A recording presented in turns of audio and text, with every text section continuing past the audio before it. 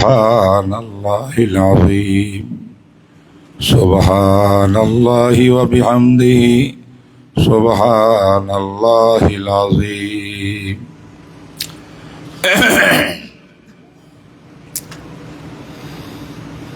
মেয়েরা যেখানে বসছে সেখানে কোনো আওয়াজ হবে না, সব শব্দ বন্ধ, চা নাস্তা বন্ধ, যতক্ষণ আমার কথা চলে। চুপচাপ খামোশির সঙ্গে হাদিসের সারা ব্যাখ্যাগুলা শুনবে।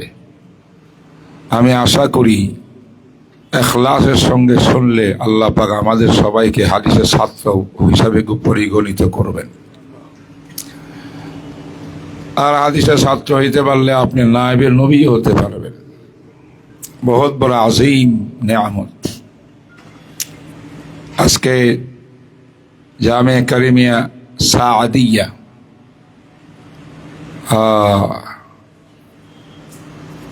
মহিলা মাদ্রাসা, আমার এখানে আসা হয়েছিল একবার। হ্যাঁ,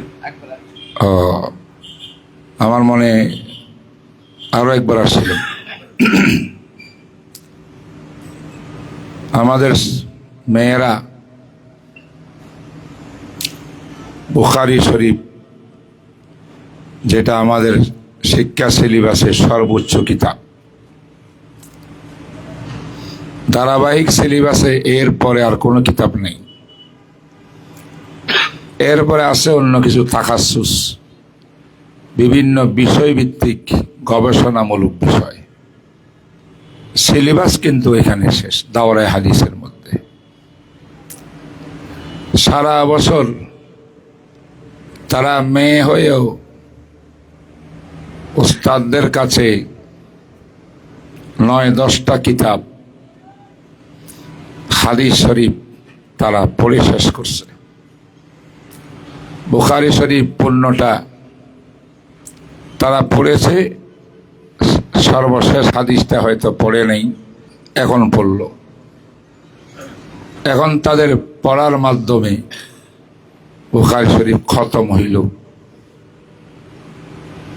বুখারী খতম, এটা কোরআন খতমের ফজিলত তো আছেই আলাদা। কোরআন তেলাওয়াতের পরে দোয়া কবুল হয়। বুখারী শরীফ খতম করার পরে দোয়া যে কবুল হয় তার অসংখ্য প্রমাণ অভিজ্ঞতার আলোকে আমাদের মাশায়েখ বুজুর্গানে দিন মুহাদ্দিসিন তারা জীবনে তাজরিবা অভিজ্ঞতা করেছেন। এক মুহাদ্দিস বলছেন, আসিলউদ্দিন আল মুহাদ্দিস, যে আমি 120 বার বুখারী খতম করেছি। প্রত্যেকবার বড় বড় কয়েকটা জটিল উদ্দেশ্যকে সফল করার জন্য খতম করেছি। আল্লাহ পাক আমার একটি খতম কেউ ফিরত দেন নাই, সব কবুল করে ফেলছে। শেখ আব্দুল হক মুহাদ্দিস দেহলভী, যিনি ভারত উপমহাদেশে হাদিসের এলেম চর্চা করেছেন, প্রথম লেভেলের শ্রেষ্ঠ মানুষ, তিনিও বলেছেন, আমার যুগে যখন মানুষ বিপদে আপদে পড়তো খতমে বুখারী করাইতো, কিন্তু খতমে বুখারীর সাথে খতমে কোরআনও করাইতো। খতমে বুখারীর উসিলায় আল্লাহ পাক রব্বুল আলামিন জটিল জটিল সমস্যার থেকে সমাধান দিয়ে দেন আল্লাহ। শাহ আব্দুল আজিজ মুহাদ্দিস দেহলভী, যিনি আমাদের সনদ হাদিস সূত্রের মেইন ব্যক্তি, মাদার ইসনাদ, ওনার কিতাবের মধ্যে উনিও লিখেছেন যে অভিজ্ঞতার আলোকে প্রমাণ বুখারী শরীফ খতমের পরে দোয়া যেটা হবে এটা আল্লাহ পাক কবুল করবেন। এই জন্য আসলে অভিভাবকদেরকে নিয়ে, এলাকার কিছু লোককে নিয়ে খতমে বুখারী করা হয়, যাতে এই ক্লাসটাকে শুধু ছাত্রীর মধ্যে সীমাবদ্ধ না রেখে তাদের আত্মীয় স্বজন, মাজার মুহিব্বিন মুতাআল্লিকিন এদেরকেও যেন এই দোয়ার মধ্যে সামিল করা যায়। তাই যারা এসেছেন তাদের সুবর্ণ সুযোগ, কিন্তু আমরা সময় নষ্ট করি, বিভিন্ন কথাবার্তা দিয়ে সময়টা পার করে দিই, লাভটা কিন্তু হয় না। তাই খামোশির সঙ্গে আমি সামান্য কিছু কথা বলবো, এটা শুনতে হবে আমাদের, তারপর দোয়া করবো ইনশাআল্লাহ। এক নম্বর কথা, ইমাম বুখারী রহমতুল্লাহ আলাইহি হাদিস, বুখারীর মধ্যে মারফু হাদিস, মুসনাদ হাদিস, সূত্র সহ যে হাদিসগুলো আনছেন, এই হাদিসের সংখ্যা ইবনে হাজার আসকালানী ফাতুল বারীর মতামত অনুযায়ী ৭,৩৯৭টি হাদিস। আবার বর্তমান যুগে কিছু আধুনিক গবেষক বের হয়েছেন, তারা কিতাবে গণিটনি তারা পাইছেন ৭,৫৬২টি হাদিস। আবার ইমাম নববী এবং হাফেজ ইবনে সালাহ, বড় বড় আলেম, তারা বলছেন ৭,২৭৫টি হাদিস। কমপক্ষে ৭৫, ২৭৫, বেশি হলো ৫৬২, ৭,৫৬২। আর মাঝখানের মঠটা হলো ইবনে হাজারের ৭,৩৯৭। আমি মনে করি ইবনে হাজারের তাহকিকের উপরে আর কারো গবেষণা চলে না, এটাই ফাইনাল। তাইলে এখন যে হাদিসটা মেয়েরা পড়ল, শেষ হাদিস, এটাই এই ৭,৩৯৭ একটা হাদিস, সর্বশেষ হাদিস। তাহলে আমরা বুঝতে পারলাম যে হাদিসটা এখন পাঠ করা হইল, এটা সিরিয়াল নম্বর কত? ৭,৩৯৭ সিরিয়াল নম্বর। বুঝে আসছে? এক কথা, হাদিস পাঠ করার আগে তারা সর্বশেষ বিষয়বস্তুটা নিয়ে আলোচনা করছেন, বাব, অনুচ্ছেদ বলতে পারেন। বুখারীর ভিতরে এরকম অনুচ্ছেদ বাব আছে কারো কারো নিকট ৪,০০০, কারো নিকট ৩,৪৫০। বলুন, ৩,০০০ তাহলে কি বিষয়বস্তু, আলোচ্য বিষয়, অনুচ্ছেদ। আবার পুরা কিতাবটাকে ৯৭ ভাগে বিভক্ত করছেন, ৯৭টা অধ্যায় বানাইছেন, প্রত্যেক অধ্যায়ের উপরে কিতাবুন শব্দ লাগাইছেন। তাই বুখারীর মধ্যে কিতাবের সংখ্যা হলো ৯৭। তাহলে আমরা সবাই জানতে পারলাম কয়েকটা কথা, তথ্য। বুখারীতে অধ্যায় কিতাব আছে কত? ৯৭টি। বুখারী শরীফের মধ্যে বিষয়বস্তু আছে কয়টি? ৩,৪৫০টি একমতে, আর একমতে ৪,০০০। বুখারী শরীফের মধ্যে হাদিসে মুসনাদ আছে, মূল হাদিস। কি হাদিস? মূল হাদিস। বুখারী কিতাবের মূল হাদিস, এটা ৭,৩৯৭টি। এই কিতাবের সর্বশেষ অধ্যায়টা, এই অধ্যায়ের নাম কিতাবুল রদ্দে আলাল জাহমিয়া আত-তাওহীদ। এটাই কিতাবুত তাওহীদও বলে, কিতাবুর রদ্দে আলাল জাহমিয়া বলে। জাহমিয়া মানে মুসলিম উম্মার ভিতরে ৭২টি দল, ফিরকায়ে বাতিল ছিল, বাতিল দল, বাতিল মতাদর্শওয়ালা মুসলমান, কিন্তু মুসলমান হওয়ার পরেও বাতিল, এমন রসুলের ভাষায় ৭২টা। এর মধ্যে একটি দলের নাম জাহমিয়া, আর একটি দলের নাম মুতাজিলা। এদের কতগুলা মতাদর্শ ছিল, যার কারণে তারা বাতিল বলে সাব্যস্ত হয়েছে। ইমাম বুখারী সর্বশেষ কিতাবটাকে বাতিল মতবাদের দলিল খণ্ডন করে তৌহিদ সাব্যস্ত করছেন। এই জন্য শেষ কিতাবের নাম একদিকে কিতাবুত তৌহিদ, আরেকদিকে ফির রদ্দে আলাল জাহমিয়া, বাতিল মতাদর্শ খণ্ডন করার দ্বারায় হক প্রতিষ্ঠা হয়, তৌহিদ প্রতিষ্ঠা হয়। বুঝতে পারছেন? বলুন তো বুখারী শরীফের সর্বশেষ অধ্যায়টা কি? তাওহীদের অধ্যায়। কিসের অধ্যায়? তাওহীদ। তাওহীদ কেমনে হইল? তিনি বাতিল মতবাদের খণ্ডন করে তাওহীদকে প্রতিষ্ঠা করছেন। এই বাতিল মতবাদে একটা বাতিলের নাম জাহমিয়া। কি নাম? এদের পাশাপাশি আরেকটা দলের নাম মুতাজিলা। এই দুইটা দলের অনেক কথা আছে, আমি যেটা আপনারা বুঝবেন সংক্ষেপে। এদের মতাদর্শের মূল মত হইল তারা শরীয়ত ইসলামের মূল চাবিকাঠি মনে করে যুক্তিকে। কাকে? যুক্তি। যুক্তি বুঝেন তো? ব্রেনের যুক্তি।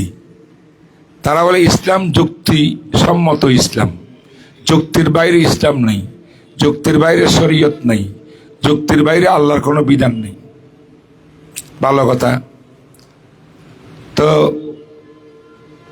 শরীয়তের অনেক বিষয় যে যুক্তি না ধরে, যুক্তির বিরুদ্ধে চলে যায়, তখন কি করবা?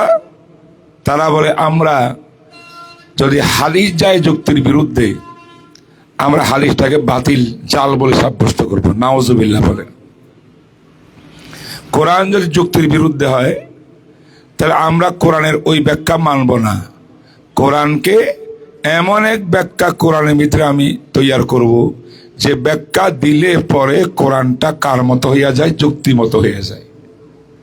কি ভাই, কোরআনকে যুক্তি মতো বানাবেন না যুক্তিকে কোরআন মতো বানাবেন? শরীয়ত হইল মানদণ্ড। আলাইকুম বিসুন্নতি ওয়া সুন্নাতুল খুলাফায়ে রাশিদিন, তামাসসাকু বিকিতাবিল্লাহ ওয়া সুন্নতি রাসূলিল্লাহ। কোরআন সুন্নাহ ধরো, এটাই তোমার মুক্তির মানদণ্ড। যুক্তির কথা কোরআনে নাই। এখন তোমার যুক্তি যদি কোরআন সুন্নাহ মতো হয় ভালো কথা, না হইলে যুক্তি বাতিল, কোরআন সুন্নাহ ধরো।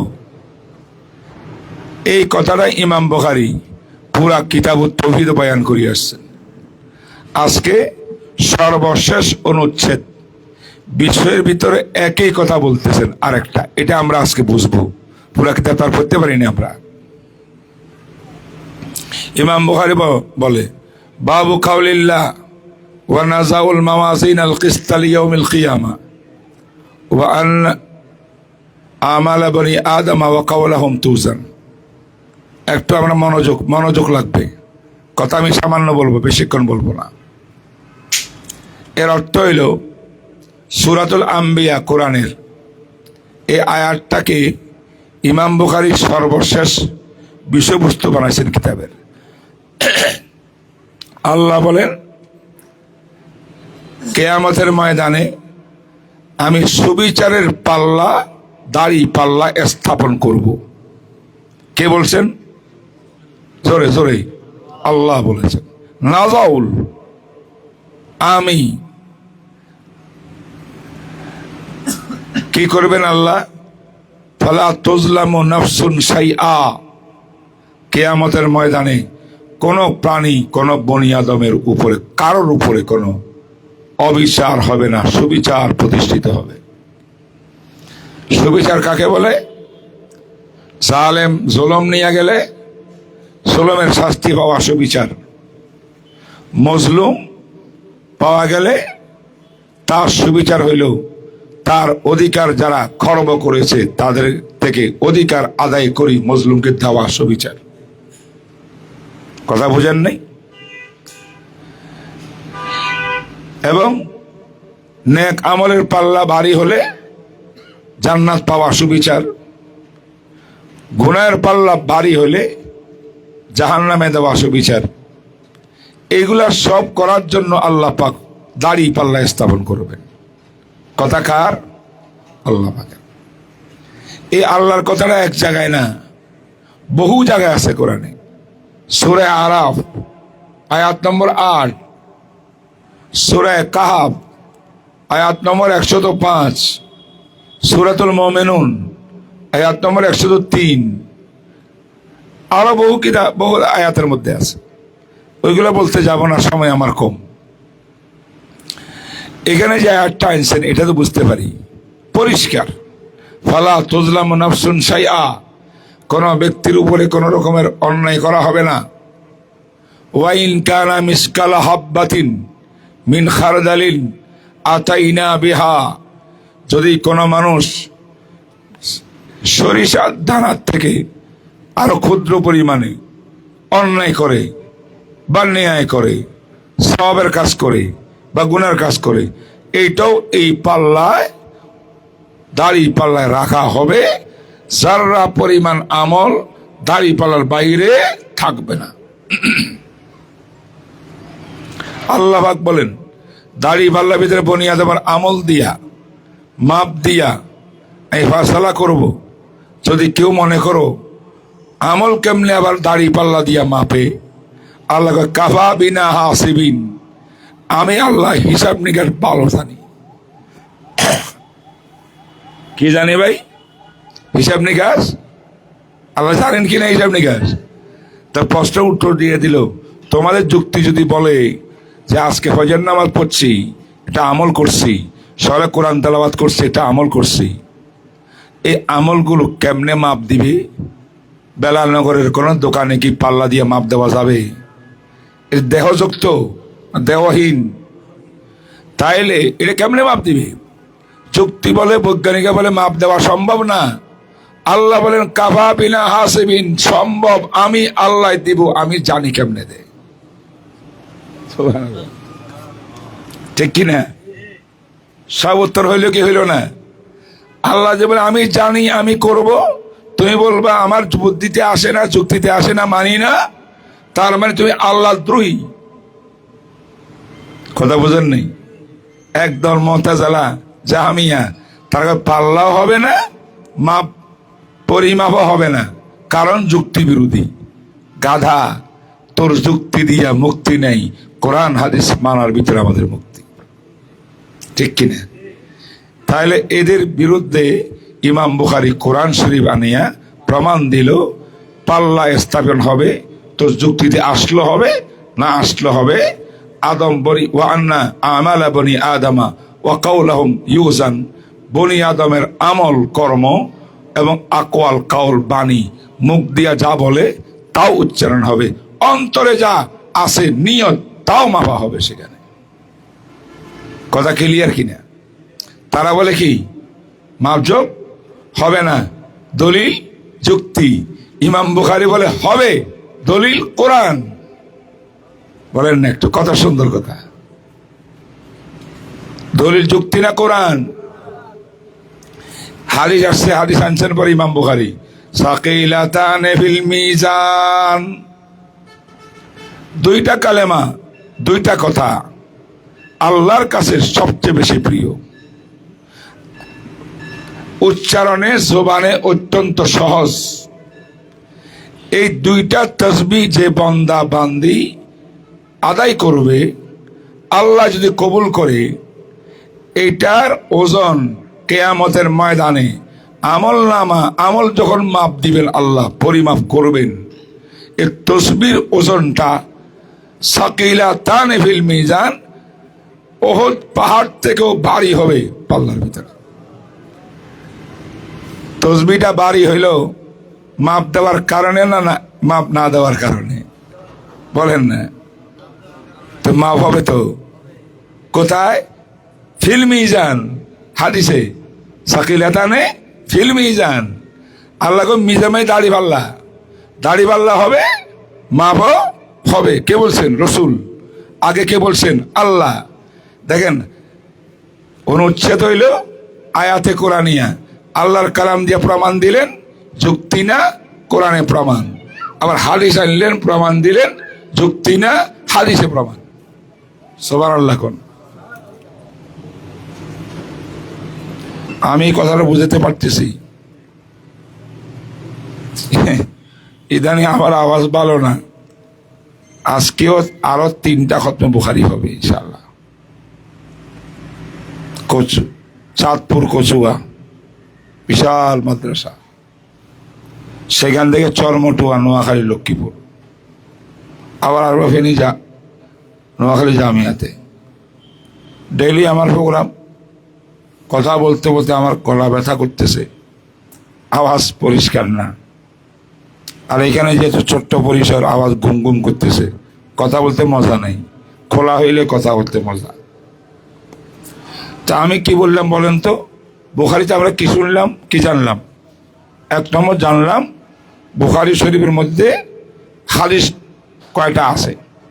2 নম্বর জানলাম বুখারী শরীফের মধ্যে অধ্যায় কয়টা আছে। 3 নম্বর জানলাম বুখারী শরীফের মধ্যে অনুচ্ছেদ কয়টা আছে। 1। 2 নম্বরে জানলাম বুখারীর সর্বশেষ অধ্যায়টা কি, কিতাবুত তাওহীদ আর রদ্দ আল জাহমিয়া।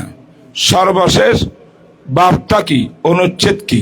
অনুচ্ছেদ হইল ওয়ানাজাউল মাওয়াজিন আল কিসতা লিয়াউমিল কিয়ামা, কিয়ামতের ময়দানে দাড়ি পাল্লা স্থাপন করে আমল মাপ দেওয়ার আকীদা। এটা হলো সর্বশেষ অনুচ্ছেদ। এই আকীদা মানবেন, আপনি মুসলমান। এই আকীদার অস্বীকার করবেন, কোরআন হাদিসের অস্বীকারের মতো হইয়া আপনি হবেন বাতিল। বলেন কি করবেন? বিশ্বাস করবেন কি করবো না? বিশ্বাস না করলে ইমান থাকবে? তাহলে সবাই আমরা বিশ্বাস করলাম আমাদের দুনিয়ার সমস্ত কৃতকর্ম, আজকে যে মজলিসে বসছি, অন্তরে কি আছে, আমার শরীরে কি করতেছে, দিল, অন্তর, বাহ্যিক আমল, মুখের কথা, সব কিন্তু একদিন কিয়ামতের ময়দানে দাড়ি পাল্লায় ওজন হবে। এইটা ইমাম বুখারী কেন করতে গেলেন? শেষ বিষয়বস্তু এটা কেন? কারণ হইল এই কথা যার মনে থাকবে সেই আল্লাহর বান্দা বান্দির জীবনে গুনাহ করতে পারবে না। পারবে? সব সময় জল্পনা করেন, জপতে থাকেন কি আমি এখন যা করতেছি এটা পাল্লায় মাপ হবে, আমি যা বলতেছি কিয়ামতের দিন মাপ হবে, পরিমাপ হবে। যদি আমার সমস্ত কর্মকাণ্ড কিছুই বাদ না যায়, বিন্দু থেকে সিন্ধু পর্যন্ত সব যদি মাপ জপ করে জান্নাত জাহান্নামের ফয়সালা আল্লাহ পাক করেন, আমি কি করি আল্লাহর নাফরমানি করতে পারি? কেমনে আমি গুনাহ করব? কেমনে নামাজ কাজা করব? কেমনে বেফরজগিরি করব? কেমনে গীবত শিকায়ত করব? কেমনে নাফরমানি করব? পারবো না। এটাই তাসাউফ, এটাই সুলুক, এটাই তরিকত, এটা শরীয়ত, এটাই মারেফত। কথা বুঝাইতে পারছি? আল্লাহ আমাদের সবাইকে কবুল করেন, সবাইকে এই চিন্তা অন্তর রাখিয়া জীবন চালাবার তৌফিক দান করেন। কথা হয়েছে ভাই? 2টা কথা শেষ করলাম। 3 নম্বর আর একটা কথা বলি। আয়াতটার ব্যাখ্যা আছে, কোরআনের ব্যাখ্যা কোরআনে দেয়, কোরআনের ব্যাখ্যা হাদিসে দেয়।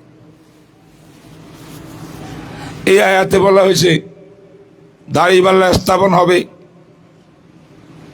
কোনো আমল বাদ পড়বে না, সব পাল্লায় উঠানো হবে।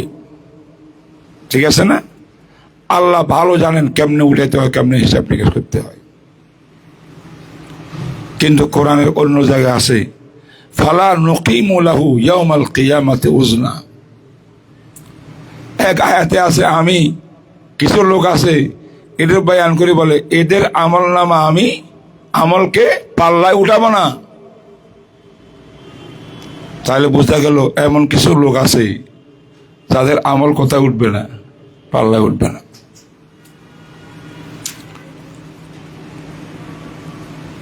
এই জন্য লম্বা চূড়া কথা না বলি, আমরা মনে রাখি। আমার মেয়েরা ভালো করে শোনো, তোমাদেরকে আমি সবক পড়াইতেছি, ভালো করে শুনলে লিখলে তাহলে তোমাকে সনদ দেবো। আজকে আমার সনদ দেবো, রেওয়ায়েতে হাদিসের সনদ। পাল্লা, দাড়ি পাল্লায় আমল মাপ যোগ দেওয়ার ক্ষেত্রে পৃথিবীর মানুষ 4 ভাগ হবে। কয় ভাগ ভাই? 4 ভাগ। 2 ভাগ মুসলমানের, 2 ভাগ কাফেরের। কাফের কারা? 2 ভাগ কি? সহজ। কিছু কাফের অমুসলিম আছে যারা দুনিয়ার মধ্যে তাদের ধর্ম নিয়ে তাকে অন্য ধর্মের বিরুদ্ধে তেমন কিছু করে না, তাদের মাথা কামানি নেই। তারা সমাজে ভালো ভালো কাজও করে, হসপিটাল বানাইছে, ফ্রি চিকিৎসা করে, বন্যা দুর্গত এলাকায় ত্রাণ দেয়, লাশবাহী গাড়ি দেয়, বিভিন্ন সামাজিক কাজকর্ম করে। কাজগুলো ভালো না? এটা আমার নবী বলা কাজ করে কাফেরেরা। তাদের কি ইমান আছে? ইমান ছাড়া কেউ কি জানা যেতে পারবে? আল্লাহ বলেন এদের আমল নামা মাপ দেব। আমল কেন? জান্নাত দেওয়ার জন্য না। এদের মাপজবের সঙ্গে জান্নাতের কোনো সম্পর্ক নাই, হারাম। তবে জাহান্নামের আযাব, কঠিন আযাব কাকে দেবে, মিডিয়াম আযাব কাকে দিবে, সহজ আযাব কাকে দিবে, আমল অনুপাতে, কাজ অনুপাতে জাহান্নামের আযাব হালকা হইতে পারে। যেমন আবু তালেবের হয়েছিল, হুজুরের চাচা। ঠিক কিনা?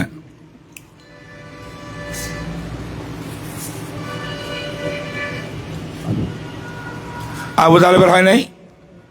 কি করছিল? জাহান্নামের আগুন দিয়ে কি বানাইছে? 2টা জুতা বানাই দিছে, বাস যথেষ্ট। আয় হায়। আবু লাহাব প্রত্যেক সোমবারে কি পায়? ঠান্ডা পানি পায়। কেন? ওই রসুলের জন্মের কথা শুনিয়া সুহাইবাকে আজাদ করে দিয়েছিল। আমার দেশে আবার কিছু লোক কয় মিলাদুন নবী করলে কি লাভ, পানি পাওয়া যায়, ঠান্ডা পানি। আমি বলি অবশ্যই পাওয়া যায়। কোথায় ভাবি জানো? জাহান্নামে। কথা কয় না? দুনিয়াতে জান্নাতে পাবে ঠান্ডা পানি খাইতে মিলাদুন নবী করি। কোথায়? আবুল আহাব যেতায় তোমরাও সেতায়। এগুলো ভুল কথা, আর এগুলো এখন বয়ান করার সময় নেই। তো ভালো কাজের ফল আল্লাহ পাক দিবেন। ফলটা এমন করি আযাব একটু কমাই দিবেন। তাইলে একদল কাফেরের কি হইল? পাল্লায় দাড়ি পাল্লায় ওজন হইল। আর একদল কাফের আছে যাদের ভালো কোনো কাজ আমল নামায় নেই, সারা জীবন খারাপই করছে। সন্ত্রাসী, ডাকাতি, তারপরে মানুষ হত্যা, মুসলমান হত্যা, কোরআনের বিরুদ্ধে, ইসলামের বিরুদ্ধে, আলেমের বিরুদ্ধে, পর্দার বিরুদ্ধে, মাযহাবের বিরুদ্ধে 24 ঘন্টা ষড়যন্ত্র লিপ্ত এমন কাফের আছে না নাই? এদের কি হবে? ফালা নুকিমু ইয়াউমাল কিয়ামাতি ওজনা। এরা বিনা হিসাবে ওজন টোজন ছাড়া ডাইরেক্ট কঠিন চিরস্থায়ী জাহান্নামে নিক্ষেপ করবে। তাহলে কাফের কয় দল হইল? 2 দল। এবার আসেন মুসলমানের 2 দল, আমাদের 2 দল হবে। কয় দল হয়?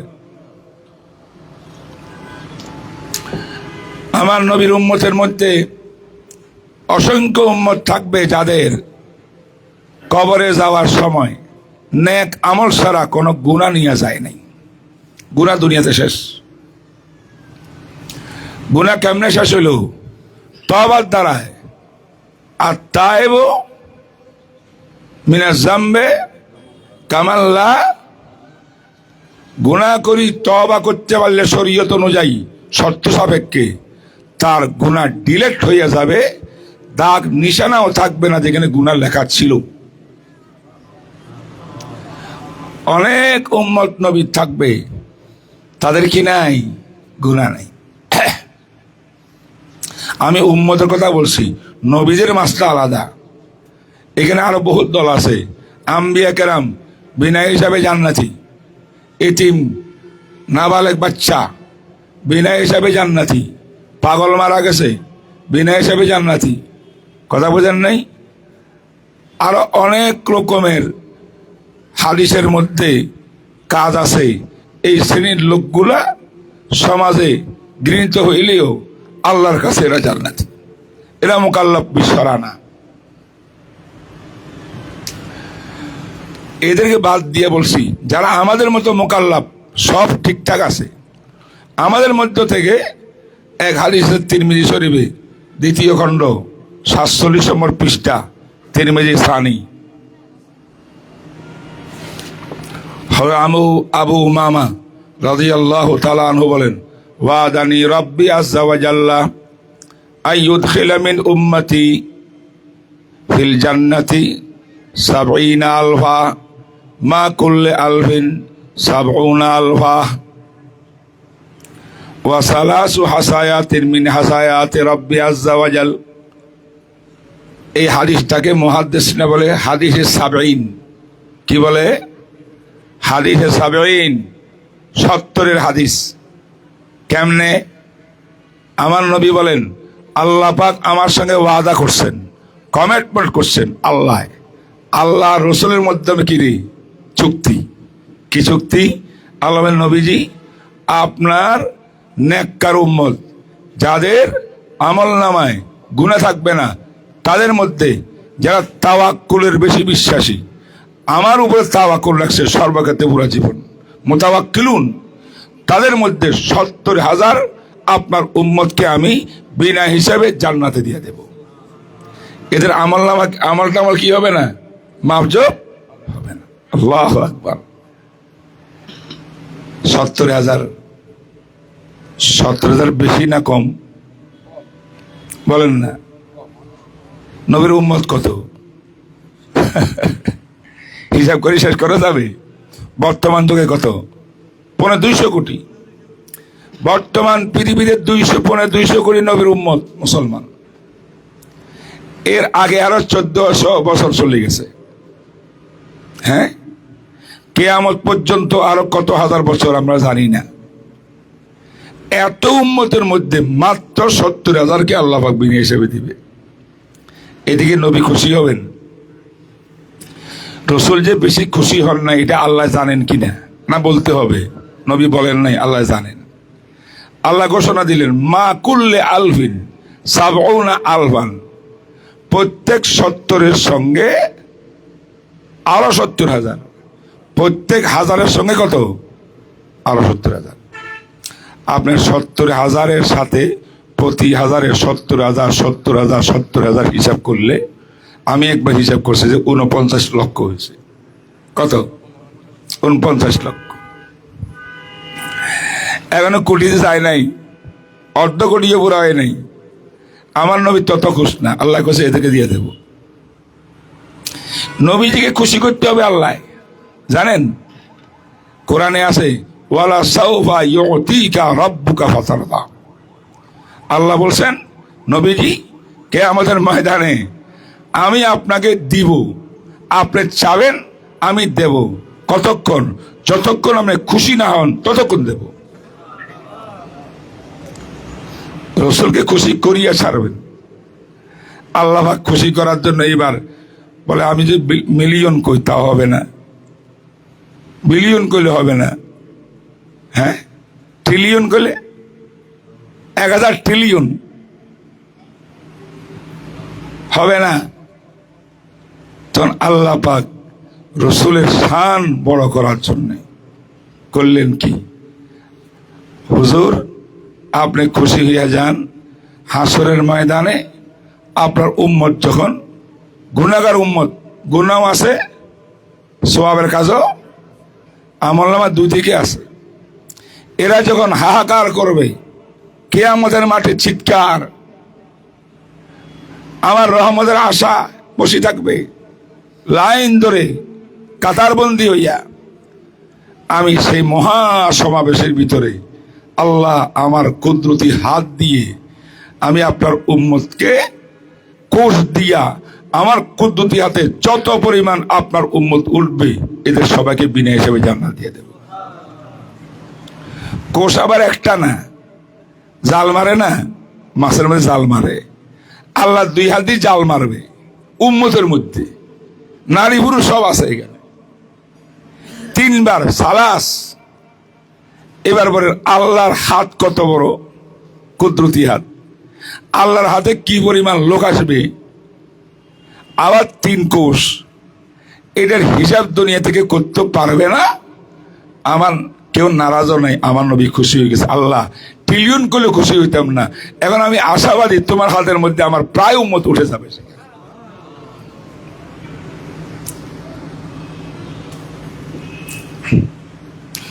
এই হইল আল্লাহ পাকের বিআইপি জামাত। আমলে পাল্লা কি হবে না, দাড়ি পাল্লা আমল উঠবে না। এদের বাইরে যারা থাকবে তাদের আমল পাল্লায় উঠবে। আমরা আজকে দোয়া করি রাব্বুল আলামিন আমাদের কাউকে আল্লাহ পাল্লায় উঠাইয়েন না। আল্লাহ আমরা বিনা হিসাবে জান্নাত চাই। আল্লাহ আমরা আপনার কুদরতি হাতে হইলে উঠাইয়া যেতে চাই।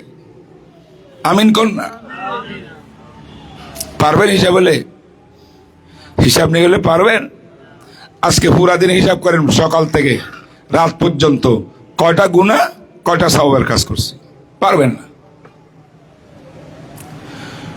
আল্লাহ আল্লাহুম্মা আমিন ইয়া রাব্বাল আলামিন। আরেক দল তো বললাম আমল নামা কার মাফ হইল, তাইলে যারা এখানে আসবে না তাদের আমল মাফ হবে। কিন্তু পরিমাপের পরে গুনার পাল্লা বাড়ি হইলে তাইলে আল্লাহ তো রহমান। আল্লাহ বলেন আমার রহমত কিয়ামতের ময়দানে প্রাধান্য থাকবে গজবের উপরে। গোসা আমার কম হবে, দয়া বেশি হবে। এক হাদিসে আছে হাদিসুল বিতাকা, এটা হাদিসের কথা বলতেছি আমি, কাহিনী না। আল্লাহ পাক দেখবেন যে আল্লাহর এক বান্দা হাসরের মাঠে খুব কান্নাকাটি করতেছে, এত অস্থির এত কান্নাকাটি আর কাউকে দেখা যাচ্ছে না। আল্লাহ দয়া আসি যাবে তার কান্না দেখি, জিজ্ঞেস করবেন বান্দা কি হয়েছে তোমার? আল্লাহ আমার নামে জাহান্নাম বরাদ্দ হয়েছে, আমি জানি জাহান্নাম কাকে কয়, আমার পক্ষে জাহান্নামের আযাব সহ্য করা সম্ভব না, এই জন্য আমি কাঁদতেছি।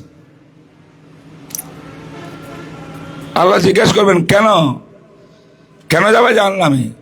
আল্লাহ আপনার ফয়সালা, আপনি তো ফয়সালা করছেন। কি ফয়সালা?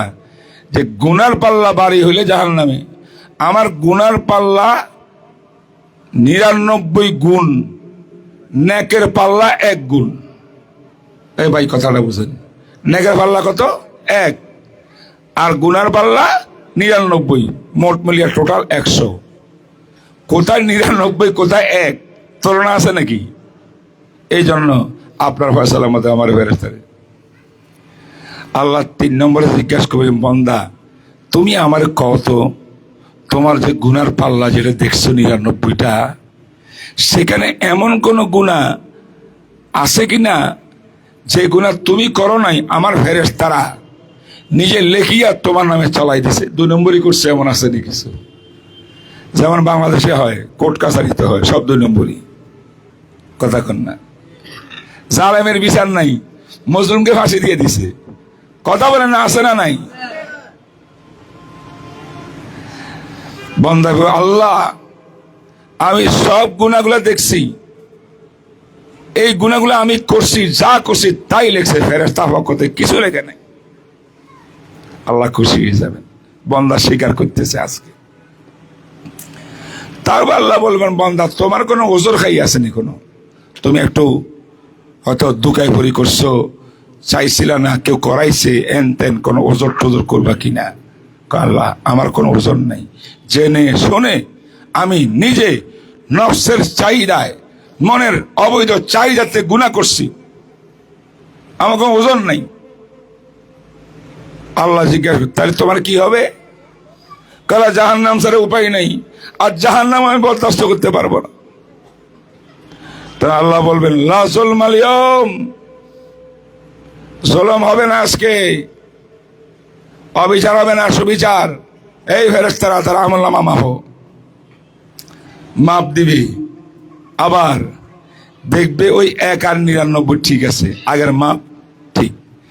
তো এক যেখানে আছে নেকের পাল্লা, আল্লাহ পাক কার্ড একটা নিয়ে, কার্ড বুঝেন তো, ভিজিটিং কার্ড, কার্ড একটা আল্লাহ নিজের পক্ষ থেকে লইয়া ওই নেক একের সাথে এমনে রাখি দিবে। এই কার্ড যখন ওই পাল্লায় যাবে, পুরা পাল্লা নিচের দিকে চলে যাবে, 99 গুণের পাল্লা লাফ দিয়ে উপরে উঠে যাবে। সাকিলাতান ফিল মিজান, আল্লাহ বলবেন তোমার জন্য জুলুম অন্যায় হবে না, তুমি জান্নাতি। সুবহানাল্লাহ। এটা না হাদিসে বেতাকা। উলামায়ে কেরাম সুপারিশ করবে, সন্তানরা পিতা মাতার জন্য সুপারিশ করবে, আম্বিয়া কেরাম সুপারিশ করবেন, আল্লাহর ওলি ইরাক সুপারিশ করবেন উম্মতের জন্য। বহু রকমের সুপারিশ চলবে এই যারা জাহান্নামের সিদ্ধান্ত হয়ে গেছে তাদের জন্য। আল্লাহ চাবেন কোন রকম বাহানা দিয়ে এদিকে জান্নাতে বসাই দেব। এই জন্য আল্লাহকে যদি খুশি করতে পারবো, আমল দিয়া তো জান্নাতে যাওয়া সম্ভব না আমাদের, আল্লাহর দয়া রহমত দিয়া কোনো বাহানা দিয়ে যাওয়ার ব্যবস্থা করতে হবে। আমার এই কথা এখানে শেষ। এবার হাদিসটা পড়ি। হাদিস বয়ান করছেন আবু হুরায়রা। আবু হুরায়রা এমন সাহাবী, যে সাহাবী মাদ্রাসায় রসুলের কাছে পড়ে থাকতেন, সুফা মাদ্রাসায় 24 ঘন্টা, বাড়িঘর নাই, সারে দিছে, খাওয়া দাওয়া নাই, যা পায় তা খায়, 3 দিন খানা নাই, অজ্ঞান হয়ে রাস্তায় পড়ে গেছে। এটা হলো কিয়ামত পর্যন্ত ছাত্র ছাত্রীদের আদর্শ পুরুষ হযরত আবু হুরায়রা। কেমনে ইলম হাসিল করছে, কত কষ্ট করছে।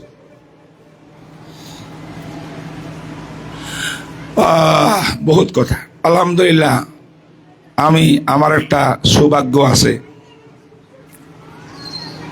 আল্লাহর মেহেরবানি, আমার কোনো নিজস্ব যোগ্যতা নাই। যে মাদ্রাসায় আবু হুরায়রা বসে বসে পড়ছেন, ওনার সাথে 80 জন ছাত্র পড়ছেন। রসুলের ছাত্র সাহাবা, কোন কম বেশ হইতো, অনেক সময় একদম কমে যেত, জিহাদে চলে গেছে, কাজে চলে গেছে, ব্যবসা চলে গেছে, আবু হুরায়রা কোথাও যায় না। একদিন রসুল দেখি, আবু হুরায়রা তুমি আসো, আজকে আমি লম্বা হাদিস বয়ান করব, তুমি একটা রুমাল বিছাও। রুমাল বিছাই দিছে। আমার বয়ান শেষ হইলে রুমালটাকে গোছাইবা, বাঁধিয়া বুকের লগে লাগাইবা। আমি দোয়া করতেছি, জীবনে আমি যাহা বলবো আর কোনোদিন ভুলবা না। এটা বুখারী হাদিস। তিনি বলেন, قال النبي صلى الله عليه وسلم كلمتان। কয়টা কালিমা? কালিমা মানে কালাম, কালাম মানে কথা, কথা মানে বাক্য, সেন্টেন্স, সংক্ষিপ্ত সেন্টেন্স। দুইটা কথা, এই দুই কথা 3 গুণ। ফার্স্ট গুণ, হাবিবাতানে ইলার রহমান, রহমানে রহিমের কাছে সবচেয়ে বেশি প্রিয় কালমা দুইটা। কালমা দুইটা আল্লাহর কাছে বেশি প্রিয় রহমানের কাছে। তার মানে কি? এই কালমাগুলো যাদের জবান থেকে, মুখ থেকে উচ্চারিত হবে তারাও আল্লাহর প্রিয়। রহমানুন কাইলুহুমা। হে মেয়েরা, ভালো করে পড়ো, আমল নিয়তে পড়ো, আমল ছাড়া কিচ্ছু হবে না। আমল বিহীন এলেম ফিতনা। আর নবীর ওয়ারিস হইতে হইলে আমলওয়ালা এলেম লাগবে, তাকওয়াওয়ালা এলেম লাগবে, এখলাসওয়ালা এলেম লাগবে। পণ্ডিত হইয়া লাভ নাই, আল্লাহওয়ালা হইতে হবে, রেয়া বসিয়া হইতে হবে তোমাদেরকে।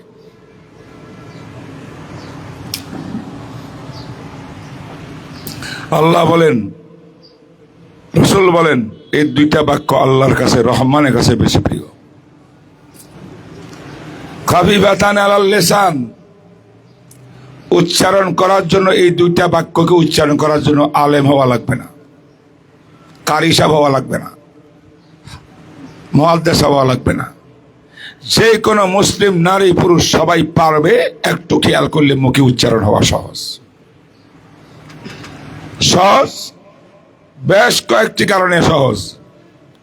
এর সেন্টেন্সটা সংক্ষিপ্ত, ছোট, লম্বা কথা না, ছোট কথা। 2 নম্বর আরবি ভাষা। 3 নম্বর এখানে জুমলা ইসমিয়া আছে, ফেলিয়া না, এটা মেয়েরা বুঝবো, আলেমরা বুঝবো। ফেলিয়া কঠিন ইসমিয়ার তুলনায়। 4 নম্বর এখানে হরফে ইস্তেআলা নাই একটা ছাড়া। 5 নম্বর হরফে সিদ্ধা নাই একটা ছাড়া। 6 নম্বর গায়রে মুনসারিফ নাই, সব মুনসারিফ। এইভাবে বিভিন্ন কারণ আছে, এটা আল্লাহ পাক জবানে উচ্চারণের ক্ষেত্রে সহজ করে দিয়েছে। খাফিফাতান আলাল লিসান।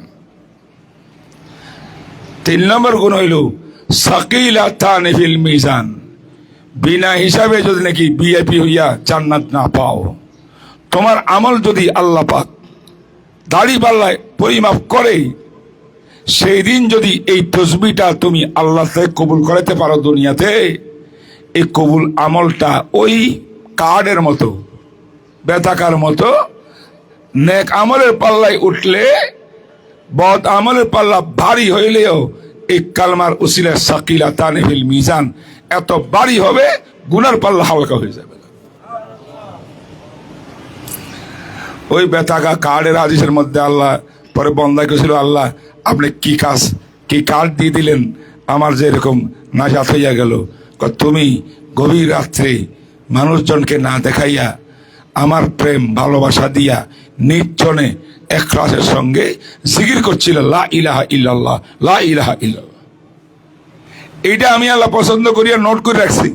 এই নোটের কার্ডটা আজকে উঠে দিলাম সেখানে। সুবহানাল্লাহ। এখানে বলে 2টা কালেমা বেশি প্রিয় আল্লাহর কাছে, উচ্চারণের সহজ, পাল্লায় বাড়ি। কত বাড়ি? ইন্নামাল আমালু বিন্নিয়াত, বুখারীর প্রথম হাদিস। ইমাম বুখারী বললেন, ইখলাস ঠিক করো, ইখলাস করো। ইখলাস যত বেশি হবে তোমার এই তসবির আমল তত ভারী হবে। আল্লাহ এই 2টা বাক্য উচ্চারণ করার দ্বারাই ছোট্ট একটা আমল আমাকে নেক দিয়ে দিবেন এত পাহাড় পরিমাণ। কহ কেন জানো না? আমি রহমান। আমি কি? রহমান। হাবিবাতান ইলা রহমান। রহমান শব্দ এই জন্য রসুল আনছেন যে আল্লাহর রহমত কত, দয়া কত, আমল এতটুকু, আর সওয়াব অনেক বেশি। আর সেই 2টা কালমা হইল সুবহানাল্লাহি ওয়া বিহামদিহি সুবহানাল্লাহিল আযীম। পড়েন সবাই, মেয়েরা পড়ো, সুবহানাল্লাহি ওয়া বিহামদিহি সুবহানাল্লাহিল আযীম। হাদিসের মধ্যে আছে, মান কালা ফিল ইয়াউমে মিয়াতা মাররাতিন সুবহানাল্লাহি ওয়া বিহামদিহি সুবহানাল্লাহিল আযীম হুত্তাত খাতায়াহু ওয়া ইন কানা মিসলা যাবাদিল বাহরে। দৈনিক যদি 100 বার আমরা এই তাসবিহটা পড়তে পারি, রাসূল বলেন যে ব্যক্তি পড়বে তার সমস্ত গুনাহ মাফ। তার গুনাহ যদি আটলান্টিক মহাসাগরের ঢেউ যখন উঠে, পানির ঢেউয়েরও বাড়ি খাইয়া অসংখ্য ফেনা তৈয়ার হয়, ওই পরিমাণ গুনাহ হইলেও আল্লাহ পাক মাফ করে দিবেন। তবে যে গুনাহ করছো, বন্দার হক নষ্ট করেছো, তা মাফ হবে না, বন্দার হক দিতে হবে। কিন্তু এই গুনাহ মানে আল্লাহর হক মাফ হয়ে যাবে। সুবহানাল্লাহ। আল্লাহ তাআলা আমাকে কবুল করুক। এই পর্যন্ত আমি বুখারীর সবকটা আমরা শেষ করলাম, সংক্ষেপ আকারে যতটুকু করা এই মুহূর্তে সম্ভব ছিল। নাহলে এটা যদি আলোচনা করি অনেক লম্বা, ঘন্টার পর ঘন্টা শেষ হয়ে যাবে না। এর চেয়ে বেশি আলোচনার তেমন দরকারও নেই। দরকার হচ্ছে আমলের দরকার। কি দরকার? ইনশাল্লাহ আমরা চেষ্টা করবো আমল করার। রাজি আছেন তো ইনশাল্লাহ? এখন নসিহত হইল আমার মেয়েদেরকে, তাদের অভিভাবকদেরকে। হে অভিভাবকরা, হে মেয়েরা, এলেম পাইয়া এলেমের গরম দিয়ে অহংকারী হইও না। তুমি অহংকারী হইলে যেখানে যাইবা তুমি অপদস্থ হইবা। এলেমের শত্রু হইল অহংকার। আল্লাহ অহংকারকে সহ্য করেন না। আমার দেশের মেয়েরা দাওরা পাশ করি শ্বশুর বাড়িতে গেলে কারোর পাত্তা দেয় না, সব তো মূর্খ, আমি তো দাওরা হাদিস। এটা প্রবলেম। তুমি আল্লাহর শুকর আদায় করা দরকার। আল্লাহ আমাকে এলেম দিয়েছেন, আমার পরিবার কারো কাছে নাই। আমার দায়িত্ব, এলেমের দায়িত্ব হলো এদেরকে কিভাবে সত্যিকারের মুসলমান বানাবো, ঘরকে কেমনে ইসলামী করব, পর্দাওয়ালা করব, নারী সমাজকে কেমনে ইসলাহ করব, এটা তোমার দায়িত্ব। অহংকার করবা কেন? আল্লাহ তোমাদেরকে কবুল করুক। অহংকার মুক্ত এলেম দান করো, তাকওয়া দান করো, ভালো করে মেহনত করো, হাইয়াতুল উলিয়াতে ভালো ফলাফল আনো। এটার দ্বারা অভিভাবক খুশি, আল্লাহ খুশি, প্রতিষ্ঠানও খুশি, তুমিও খুশি। আর গুনাহমুক্ত জীবন যাপন করো, গুনাহ করিও না। মেয়েরা গুনাহ করে বেশি, হাদিসে আছে। ছেলের তুলনায় মেয়েরা গুনাহ বেশি করে। হাদিসে আছে না, আল্লাহ নবী কয় আমি জাহান্নামে মহিলাকে বেশি দেখছি। কেন? তাদের দুইটা অপরাধ এমন আছে, খামাখা অপরাধ গুলা করে। একটা অপরাধ, স্বামীর অবদান স্বীকার করে না। সারা জীবন স্বামী স্ত্রীর হক আদায় করছে, যা বসে তা নিয়েছে বাজার থেকে, মার্কেট থেকে সব। একদিন শাড়ির কথা বলছিল, ওদিন শাড়ি আনতে ভুলে গেছে। এইবার বস এক কথা বলে দিল, হাদিসে আছে কথা এটা, যে আমি তো তোমার দ্বারা জীবনেও শান্তি পাইলাম না। একদিনের কারণে পুরো জীবন ভুলে গেল। এরকম নাশুকরি, কুফরানুল আশির, বুখারীর হাদিস। এটা করবা না। অবদান স্বীকার করে যাইবা। মা বাপের অবদান, ওস্তাদের অবদান, স্বামীর অবদান সবচেয়ে বেশি। আরেকটা হলো কথায় কথায় গালি দেওয়া, মুখ খারাপ করা। মহিলারা এক ঝগড়া লাগলে কিন্তু একটা আরেকটার প্রথম আক্রমণ চুলের উপরে করে, চুল ধরিয়া পিটায়। আর যে ধরতে না পারে, তোর উপরে লানত, তোর উপর গজব পড়ুক, লানত হোক। এইগুলা কিন্তু আমরাও করি। আমরা বড় পাক পবিত্র না, পুরুষও করে। দোষ একক তাদের না। রাসূল বলেন তারা একটু পরিমাণে বেশি করে। এই দুইটা কারণে আমি জাহান্নামে তাদের মাত্রা বেশি দেখছি। আমি এটা আমার কথা, আমাদের নবীর কথা। তাহলে এই রোগগুলো আমাদের মধ্যে আসে, তাই তো নবীজি বলছেন। আমি আমার মেয়েদেরকে বলবো, হাদিস তোমরা এগুলা পড়ছো, আমি স্মরণ করে দিচ্ছি আজকে শেষ মোনাজাতের সময়, তোমরা এগুলা লক্ষ্য রাখবা, গুনাহমুক্ত জীবন যাপন করবা। আল্লাহ আমাদের সবাইকে তৌফিক দান করুক।